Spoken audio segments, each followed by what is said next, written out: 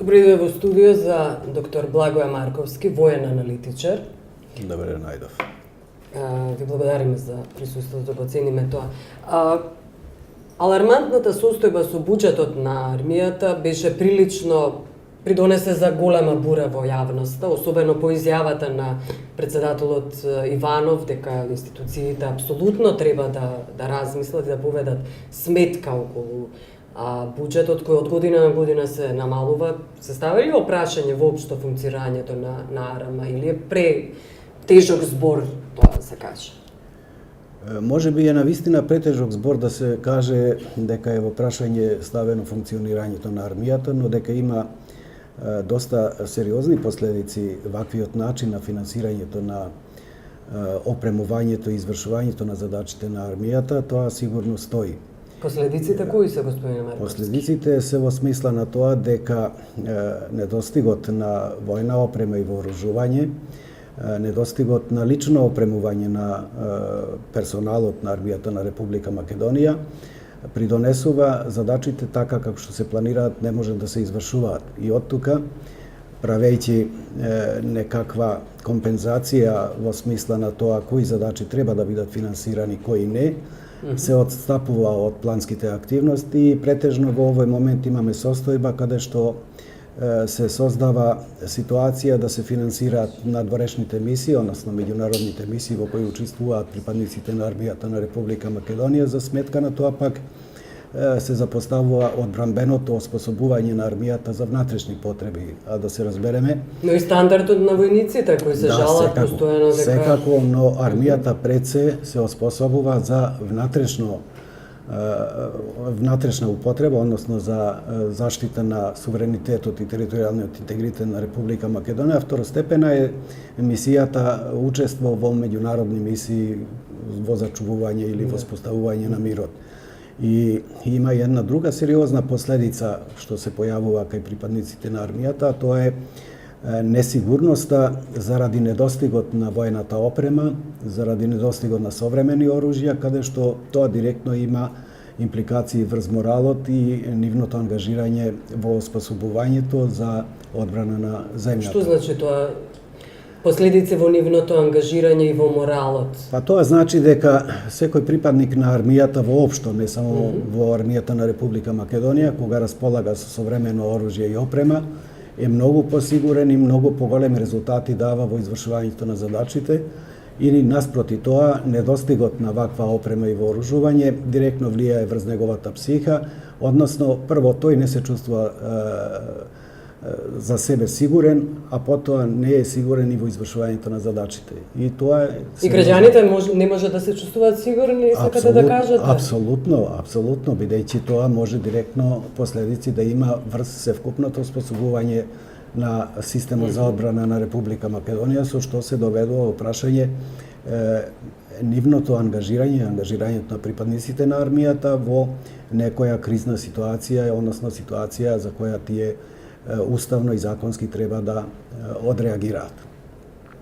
Добро, професионалните војници исто така можеме ги ставиме во оваа категорија. Има издруженија професионални војници кои постојано го криваат гласот токму во насоката на необезбедување на соодветен стандард. Апсолутно. Кој е вашиот коментар за нивните критики? Апсолутно, професионалните војници во досегашното нивно ангажирање и постигнувањето на резултатите покажуваат исклучителен напор и покрај овие недостатоци што се појавуваат во системот за одбрана и посебно во армијата на Република Македонија, и тие сосема во право го дигаат својот глас за потребата од опремување, вооружување и пред се лично опремување на секој припадник на професионалните војници. Тие се соочуваат и со еден сериозен проблем во моментот кога според законските основи по нивното наполнување на 45 години завршува активноста во армијата на Република Македонија и фактички се ставаат во позиција да бидат исфрлени на улица, односно се доведува во прашање нивното понатамошно опстојување, животно опстојување всушност. И од тука и гласот на професионалните војници да се изнајде начин метод преку државните структури, тие да бидат и понатаму ангажирани во некои други структури слични, каде што можат своето професионално знаење, својот професионален однос и професионално извршување на задачите да ги покажат и извршуваат во некои други институции на државата каде што има потреба од вакви професионални војници, односно кадри. Да. Имате ли објаснување зошто државата ги исфрла на улицава професионалните војници, господин Марковски? Државата, би рекол, немајчински се однесува кон професионалните војници, бидејќи она строго се држи до законот и договорот што го потпишува со професионалните војници, каде што тие свесно потпишуваат дека ќе служат во армијата на Република Македонија до 45 година и понатаму државата нема никакви обврски. Но јас сметам дека државата посебно во нашиве услови, во условите каде што професионалните војници го дадоа својот максимален придонес и во 2001 година, па и сега во меѓународните мисии, треба како држава да има морална обврска кон овие личности, кон овој персонал на армијата на Република Македонија и да не ги исфрли на улица, туку да изнајде решение за нивното понатамошно ангажирање, односно животно оспособување. Велите потпишале договор. Да. Може ли синдикатот на овие војници да се избори за поголеми права? Синдикатот не може да се избори бидејќи договорот е дециден. Значи да се смени тој договор, на тоа мислам, господин Марковски. Но секако не само синдикатот, треба и ние како граѓани на Република Македонија кои сме засегнати со проблематиката на професионалните војници, бидејќи безбедноста е најскапа тогаш кога ја нема, а всушност во овие услови безбедноста ни ја обезбедуваат професионалните војници. Значи сите ние треба да се избориме тие да не бидат исфрлени на улица, туку за нив да се најде соодветно место во било која од државните структури. Но сепак синдикатот е тој кој е најмногу засегнат, веројатно.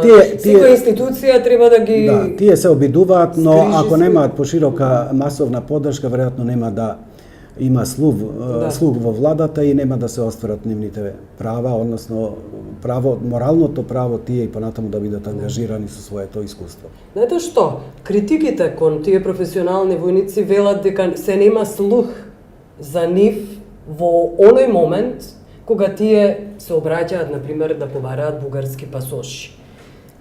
Имавме тука доста реакции и позитивни и негативни. Веројатно тоа произлегува од аспектот што се работи за специфична професија и професија која на некој начин ги засега сите граѓани на Република Македонија. Ние сме сведоци дека, например, еден електроинженер или машински инженер исто така може да побара бугарски пасош и со тој бугарски пасош да најде негде другде работа надвор. Но професијата не можете да ја изедначите. Но да, апсолутно. Овде станува збор за специфична професија и од тука е толку голем овој одглас, бидејќи немајќи можности на друг начин да се изборат за своите права, професионалните војници посегнаа по еден, би рекол, од револт и потег предизвикан дека тие ќе побараат прием во бугарската армија и дека таму се добре дојдени може би се. Не би рекол јас дека се добре дојдени, друга работа тоа веќе би имало и политички негативни импликации меѓу двете држави, но во секој случај срам е за Република Македонија да не можат да ги згрижат. Станува збор за 120 војници, во суштина сега се 70 војници, бидејќи оние 50 си нашли своје згрижување надвор од Македонија или во некои други приватни ангажмани. Значи, бројката од 70 е апсолутно незначителна, каде што државата може да изнајде решение, доколку навистина се сака. Зошто не сака државата, односно властите да не тоа треба нив да ги прашаме. Јас сметам дека е голема штета ако овие професионални војници со сето свое искуство што го имаат, па и со сето она што го покажале во претходниот период до денес, не бидат згрижени од страна на државата, а има можности во шумска полиција, во гранична полиција, во обезбедувањето на судовите и така натаму, така натаму. Добро, и околу се толкуваше дури како скандал. Некој пак аплаудира, имаше добивање на чин од капетан во мајор, командант Валони.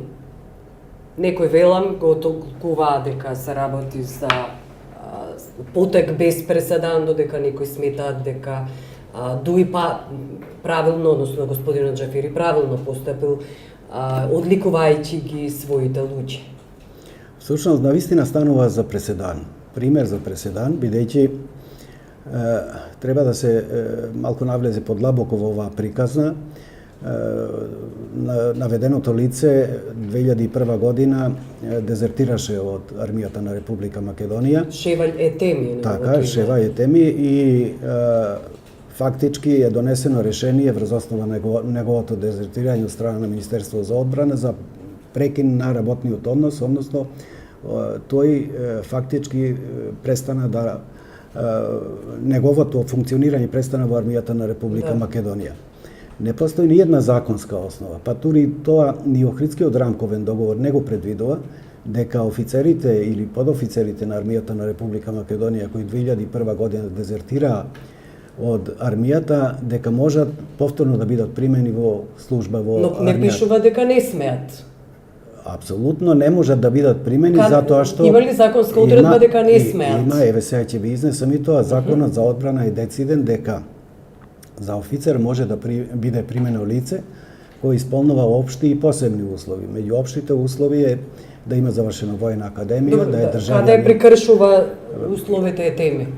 Ги прекршува со тоа што во овие услови вели дека офицер може да биде примен во армијата на Република Македонија исклучително врз интерен конкурс кој го објавува Министерство за одбрана, а тоа подразбира дека интерниот оглас се однесува на припадници на армијата на Република Македонија, односно подофицери кои завршиле во меѓувреме војна академија или нешто друго. Но господинот значи не постои никаков основ тој да биде примен. Сега не може ли преседан да се направи министерот за одбрана да предложи? Не. Сега е направен уште еден друг преседан со господинот Ехтеми, кога он е унапреден во чин мајор од страна на министерот за одбрана, а законот за служба во армијата, член 13 е дециден дека министерот за одбрана има право, односно негови ингеренции се да унапредува подполковници во полковници, додека началникот на генералштабот унапредува во чин од капетан до подполковник. Истовремено министерот за одбрана има право да унапредува и во други чинови, но исклучително на лица, односно старешини кои се вработени во Министерство за одбрана, не во армијата. Овде станува збор за припадник на армијата кој е вработен во армијата на Република Македонија и наредба за негово унапредување исклучително можел да донесе само началникот на генералштабот. Значи овде имаме покрај прекршувањето на законот за служба во армијата член 13, истовремено и упад во системот на раководење и командување, бидејќи министерот не раководи и командува со армијата, тоа го работи од цивилните структури, исклучително председателот како врховен командант, а од друга страна се навлегува и во системот на субординацијата и едностарешинството, односно се подценува началникот на генералштабот и предпоставените старешини на Ехтеми и не им се овозможува нивното право да го напредат или не унапредат, врз основа пак на претходно составена ранг листа од комисии кои се формирани во армијата на Република Македонија и кои даваат зелено светло началникот, односно министерот има право да ги прифати или не нивните сугестии, а ако не се согласни треба да ги вратат на повторно разгледување од страна на комисиите и тие повторно да достават нови предлози. Во случајов не е ништо тоа направено. Добро. Јас благодарам што бевте гостин во студија. Благодарам.